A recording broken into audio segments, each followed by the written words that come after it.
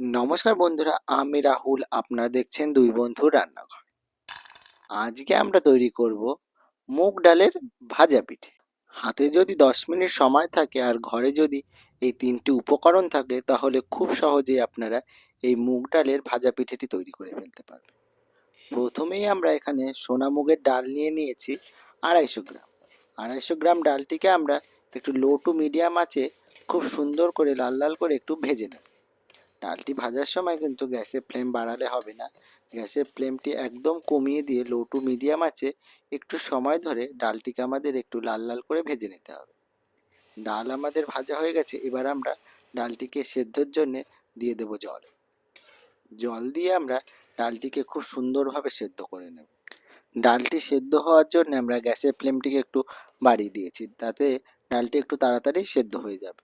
আর ডালটিকে একটু মাঝে মাঝে নাড়া দিয়ে দিতে হবে। দেখতেই পাচ্ছেন ডাল আমাদের ফুটে উঠেছে, প্রায় সেদ্ধ হওয়ার পথে। খুব বেশি সময় লাগে না এই ডালটি সেদ্ধ হতে। ওই 4 থেকে 5 মিনিট মতো ফুটিয়ে নিলে ডালটি খুব সুন্দরভাবে সেদ্ধ হয়ে যায়। ডাল আমাদের প্রায় সেদ্ধ হয়ে এসছে। দেখতেই পাচ্ছেন খুব সুন্দরভাবে সেদ্ধ হয়ে গেছে এবং জলও শুকিয়ে গেছে। এবার এতে আমরা দিয়ে দিচ্ছি 250 গ্রাম চিনি। 250 গ্রাম ডাল, তাতে আমরা 250 গ্রাম চিনি দিচ্ছি। আপনারা আপনাদের স্বাদ অনুসারে মিষ্টিটি দেবেন। এখানে আমরা 250 গ্রাম মতো চিনি দিয়েছি। চিনি দেওয়াতে দেখতেই পাচ্ছেন একটু পাতলা হয়ে গেছে ডালটা। এতে এবার আমরা দিয়ে দেব 2 চামচ সুজি। খুব বেশি নয়, একদমই সামান্য। দেখতেই পাচ্ছেন মিডিয়াম চামচের 2 চামচ মতো দিয়ে দিচ্ছি সুজি। সুজিটিকে আমরা ডালের সঙ্গে একটু মিশিয়ে নেব। মেশানো হয়ে গেছে। এবার এতে আমরা দিয়ে দেব চালের গুঁড়ো। এখানে আমরা 150 গ্রাম মতো চালের গুঁড়ো নিয়েছি। চালের গুঁড়োটিকে আমরা একবারে দেব না, অল্প অল্প করে ডালের সঙ্গে আমরা চালের গুঁড়োটিকে মিশিয়ে নেব। প্রথমে আমরা 2 চামচ দিয়েছিলাম, তারপরে আবার আমরা 2 চামচ দিয়ে দিচ্ছি। এটিকে আমরা খুব সুন্দরভাবে অল্প অল্প করে মিশিয়ে নেব, একবারে বেশি মেশাবো না। দেখতেই পাচ্ছেন আমাদের ডাল আর চালের গুঁড়োর মিশ্রণটা খুব সুন্দরভাবে মেশানো হয়ে গেছে। এবার এতে দিয়ে দিচ্ছি আমরা খুবই সামান্য পরিমাণে নুন। যেহেতু এটা মিষ্টি, তাই এর ভেতরে একটু নুন দিলে মিষ্টির ব্যালেন্সটি খুব সুন্দর হয়। এবার আমরা এই ডোটুকে কড়াই থেকে নামিয়ে নিচ্ছি একটা কাঠের থালার উপর। এবার এতে আমরা গরম অবস্থাতেই দিয়ে দিচ্ছি সামান্য পরিমাণে চালের গুঁড়ো। এই গুঁড়োটিকে দিয়ে আমরা সুন্দরভাবে এটিকে একটু মাখিয়ে নেব। এটি কিন্তু খুব শক্তও হবে না, আবার খুব বেশি নরমও হবে না। একটা মিডিয়াম পজিশনে এই ডোটিকে আমাদের তৈরি করতে হবে। হালকা গরম থাকা অবস্থাতেই ডোটিকে আমাদের একটু মেখে নিতে হবে, কেননা ঠান্ডা হয়ে গেলে ডোটি শক্ত হয়ে যাওয়ার চান্স থাকে। খুব সুন্দরভাবে আমরা চালের গুঁড়ো দিয়ে এই ডালের মিশ্রণটিকে দেখতেই পাচ্ছেন মাখিয়ে নিয়েছি। এটা আমাদের মাখানো হয়ে গেছে। এবার এটিকে আমরা 10 থেকে 15 মিনিটের জন্য রেস্টে রেখে দেবো। এটিকে 10-15 মিনিট মতো রেস্টে রাখলে সব উপকরণগুলো খুব সুন্দরভাবে এটির সঙ্গে মিশে যাবে। এটিকে এবার আমরা ওই 15 মিনিটের মতো রেস্টে রেখে দিলাম। 15 মিনিট পর আমরা ঢাকনা সরিয়ে নিচ্ছি। দেখতেই পাচ্ছেন ডোটা আমাদের কতটা না সফট হয়ে গেছে, কি সুন্দর নরম হয়েছে। এবার এতে দিয়ে দেব আমরা 2 চামচ মতো ঘি।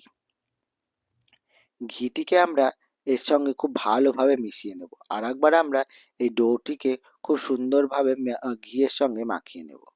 একটু সময় ধরে এই কাজটি করতে হবে। যত সুন্দর মাখবেন ততই সুন্দর হবে আমাদের ভাজা পিঠে।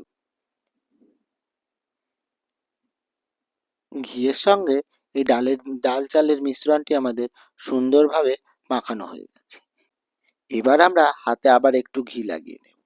এবার ওই ডাল আর চালের যে মিশ্রণটি ছিল তার থেকে আমরা ছোট ছোট গোল্লা করে লেচি কেটে নেব এবং সেগুলো থেকে আমরা লম্বা লম্বা আকারে একটা শেপ দিয়ে নেব ভাজা পিঠের।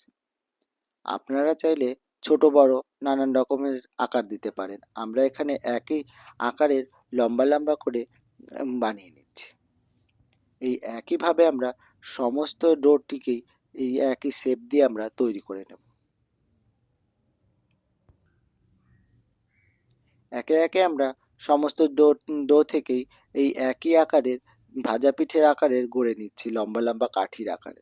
আপনারা চাইলে আপনাদের মনের মতো শেপ দিতে। সমস্ত ভাজা পিঠে আমাদের তৈরি করা হয়ে গেছে। এবার আমরা এটিকে ভাজার জন্য ইন্ডাকশনের ওপর বসিয়ে দিয়েছি কড়াই। কড়াই আমাদের গরম হয়ে গেছে, তাতে এবার আমরা প্রথমেই দিয়ে দিচ্ছি সাদা তেল।